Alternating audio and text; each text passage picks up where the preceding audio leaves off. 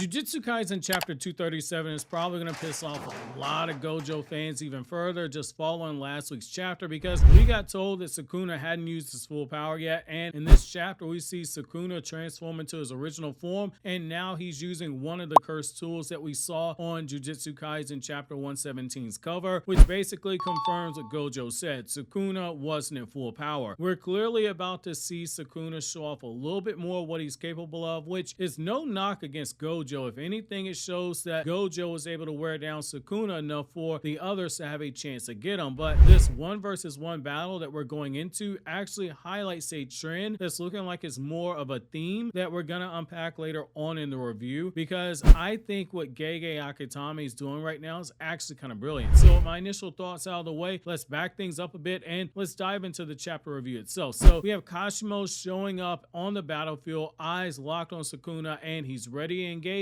But in the air above him, a giant block of ice is shown with Urame on top of it. But before things can heat up, Hakari shows up and he busts out his domain expansion, which places this fight with Sukuna as a clear 1-versus-1 between Sukuna and Kashimo. However, the block of ice is merely a distraction for Sukuna's cursed tool in order to be retrieved from that block of ice. And we learned the cursed tool is called the Kume Toke, which was inside that block of ice and made from 10,000 binding vows, which is a pretty clever way to use this as a delivery system in order to get Sukuna the cursed tool and potentially showcase its ability, because Sukuna appears to look like he used lightning, and immediately afterwards the narrator talks about how Kashimo is resistant to lightning, which makes a lot of sense if that is indeed Sukuna's attack that was used. But I want to go back to why Hakari and Kashimo were the first ones to jump on Sukuna immediately after Gojo went down and before the shock of Gojo's death even set in for the other characters, or most importantly for the readers. In my opinion, narratively, this makes a lot of sense, just because we know how Hakari and Kashimo struck up that deal back in the manga earlier. Kashimo wanted to fight against Sukuna, and we literally got told that his curse technique is something he can only use one time, and he wanted to use that one time against Sukuna, so he's getting his wish, and the deal he made with Hakari is giving him the opportunity for a true one-on-one battle. Yet this also makes me wonder what Maki, Yuta, and Yuji are planning, because they're not anywhere near the battlefield right now, but you know, with Gojo being taken down, that there has to be some type of a contingency plan actually being discussed or already being put into action on screen, and that might have something to do with Kenjaku, though I'm not sure Kenjaku is the right person to target right away. However, it's worth noting Kenjaku literally predicted that Gojo would lose, which he was absolutely right, and he stated that once Gojo loses, the Jujutsu High students will be busy taking on Sukuna, because their only hope to defeat him would be to attack him immediately after Gojo died, and he specifically said that he'd be free to do whatever it is he pleases, indicating he had no intention of fighting right away. So it's possible someone might have already gotten over their emotions of Gojo dying and realized they still need to worry about Kenjaku. And I think it's worth noting Kenjaku does happen to have Gojo's body laying out there in the middle of the battlefield. Not going so far as to say that Kenjaku might try and take over his body, but I am saying we do need to keep our eyes on Kenjaku moving forward. Now, the cursed tool that Sukuna's using is really interesting, because it looks like it might tie back in with Yorozu and in the moments right before death. The big question is, does this cursed tool have a binding vow attached to it, potentially with the pact that she made being one that she made with herself on herself, which might give us the answer on how she was able to recreate one of Sukuna's old weapons despite not being familiar with the weapon to the detail that would be needed. But the question remains if she did do this or somehow found a way to actually give Sukuna her ability to reconstruct, what did she offer in return, unless there's something she could offer up that transcends the flesh. And I honestly think Gojo's words in the last chapter will give us a hint as to how this happened, and how Gege isn't just setting up Sukuna to die as a consequence of seeking power in solitude for so long, but also due to this. Sukuna might actually be more dangerous now than he was at the peak of his powers, even though he doesn't have all 20 fingers. But to fully grasp why I'm saying this, we have to go back to the Gojo scene. We saw following the Gojo versus Sukuna fight where Gojo was in the afterlife and Clear Lips said that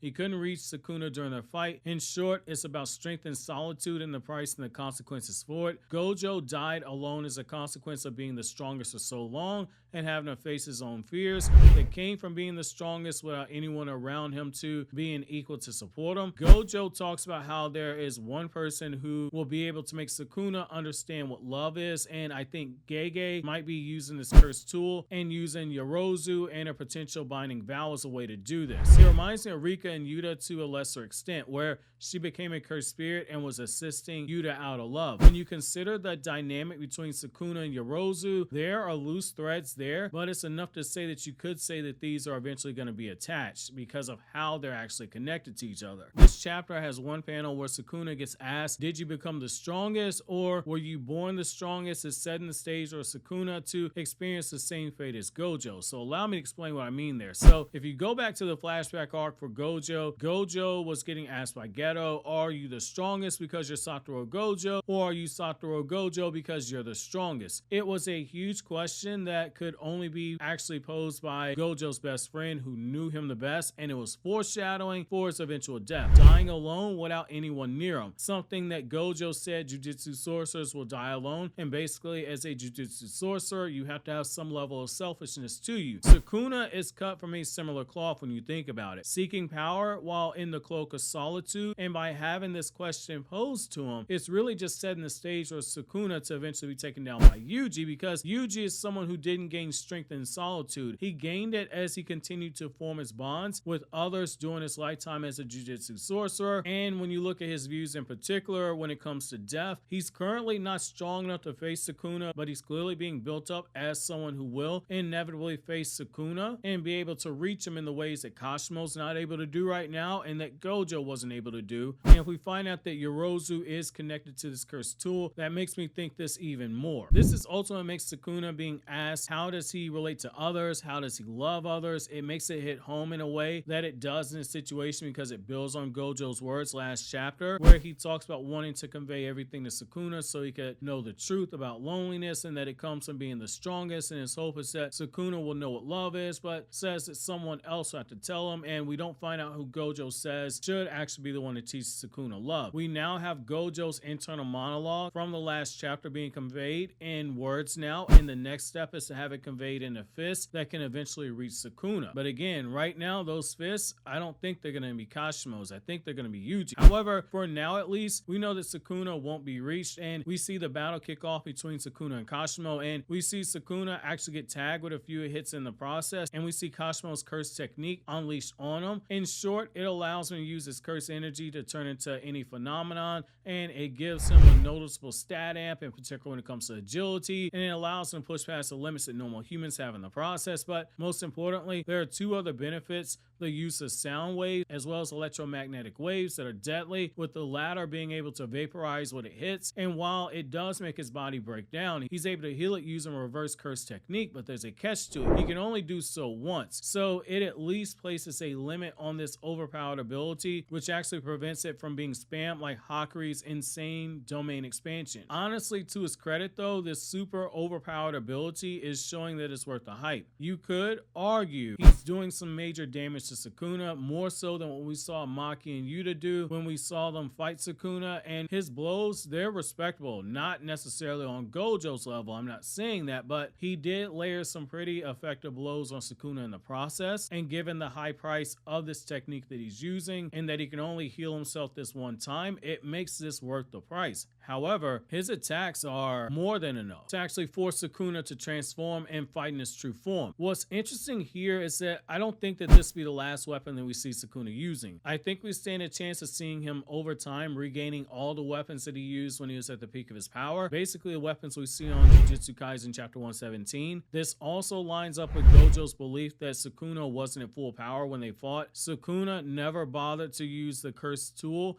or anything of that nature, because at the end of the day, he would have needed to rely on Maharaga at the end of the day in order to defeat Gojo. So there's no point in wasting curse energy and revealing information you don't have to. I don't think it was by mistake we saw Sukuna fight and kill Gojo, showing Kenjaku exactly what's needed to take down Limitless in Gojo's body is currently unattended. Again, I'm not all the way on the camp of Kenjaku's gonna go for Gojo's body, but I am saying if that does happen, Yuji getting that final finger, if it means there's a chance to save Megumi, because now with Sukuna back in his original body, it reeks of there might be something else done with Megumi's character, and Yuji eating that final finger, that might be something that ties back into it, and Megumi just happens to have Mahoraga, the thing that will be needed if they're gonna have to actually fight Gojo, who's being controlled by Kenjaku in the future. Though I'm curious to know what you guys' thoughts on the chapter is. While you think that over, click here to watch these other Jujutsu Kaisen videos you see on the screen right now.